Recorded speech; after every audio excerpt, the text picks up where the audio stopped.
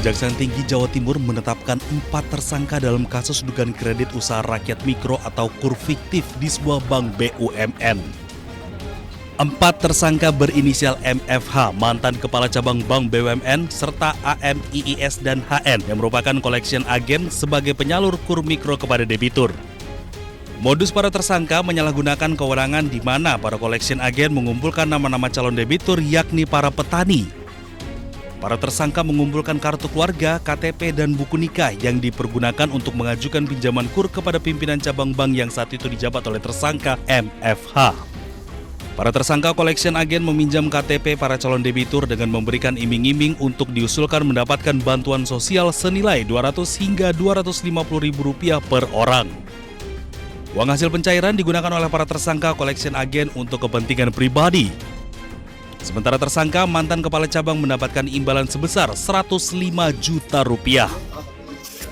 Calon-calon debitur yang diambil nama KTP NIP yang dipergunakan untuk mengajukan pinjaman KUR kepada pimpinan cabang BNI Jember, yang selanjutnya setelah diajukan diproses, tersangka HN ini kemudian mengambil uang hasil dari pencairan pinjaman tadi dengan cara mengambil ATM, buku tabungan, dikuasai sendiri, dan kemudian uangnya ditarik dan kemudian dipergunakan untuk kepentingan pribadi dari saudara HN.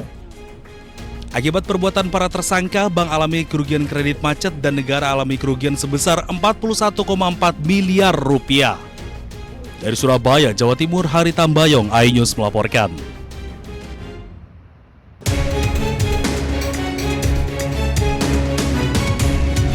Cegah praktik prostitusi terselubung berkedok warung, petugas gabungan Satpol PP Sidoarjo bersama TNI Polri mengoptimalkan razia prostitusi ke sejumlah warung kopi dan karaoke tak berizin di pinggiran kota Sidoarjo, Jawa Timur.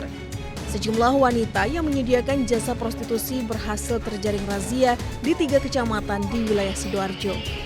Para wanita penghibur itu menyamar sebagai pelayan warung yang kemudian menawarkan jasa prostitusi ke pengunjung warung kopi. Dalam razia itu, petugas juga menyita belasan botol minuman keras beralkohol yang dijual tanpa izin. Sejumlah wanita yang terjaring razia itu dilakukan tes darah oleh petugas dinas kesehatan sebelum dipulangkan paksa ke daerah asal. Kegiatan ini selain menekan terjadinya penyakit masyarakat, gangguan daripada tibum teranas yang ada di Sidoarjo, juga kita melaksanakan untuk pencegahan terhadap berkembangnya penyakit menular yaitu HIV/AIDS, yang mana diduga bahwasanya penyebaran penyakit adalah di titik-titik yang menjadi tempat prostitusi. Petugas Satpol PP juga membongkar paksa dan merobohkan sejumlah lapak atau bilik yang digunakan untuk sarana prostitusi.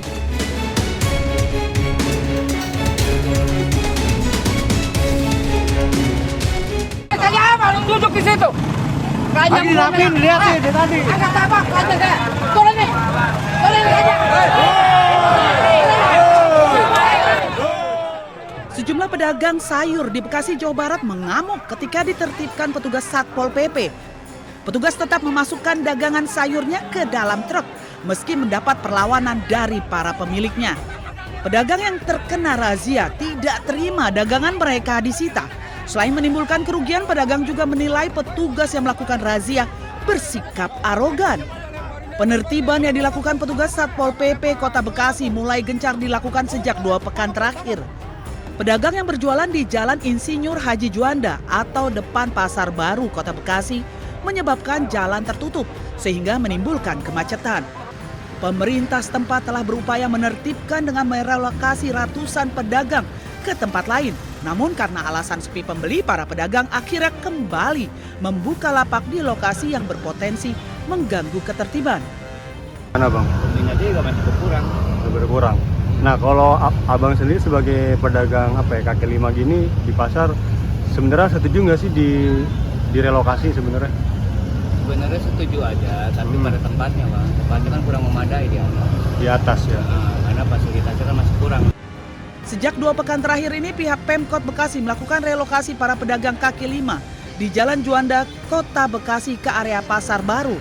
Hal ini dilakukan lantaran para pedagang yang berjualan selalu menutup jalan dan banyak dikeluhkan oleh masyarakat.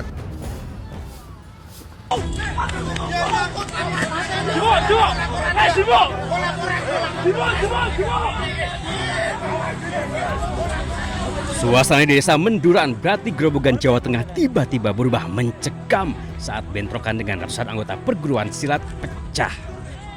Di tempat berbeda, kelompok pesilat ini juga mendatangi warung makan. Saat pengunjung kabur, ponsel tertinggal di atas meja langsung disikat. Menurut warga, keributan berawal saat rombongan konvoi melintas dan memicu ketegangan dengan warga yang sedang memasang umbul-umbul untuk acara haul pondok pesantren. Orang beli udah selesai toh, mau nyabrang dah dari timur dan kawasan itu konvoi. Mengetahui masa perguruan mengamuk, ratusan warga Desa Menduran langsung keluar rumah dan beramai-ramai membalas aksi brutal tersebut. Warga mengejar dan menghakimi anggota pencak silat. Dalam bentrok ini, 11 oknum anggota perguruan pencak silat ditangkap warga dan diserahkan ke polisi. Kalau untuk pemicu sebenarnya kita sampai hari ini belum kita temui. Karena menurut keterangan dari kawan-kawan itu teman-teman itu melakukan pengawalan. Dari Grobogan, Jawa Tengah, Rustaman Nusantara, iNews melaporkan.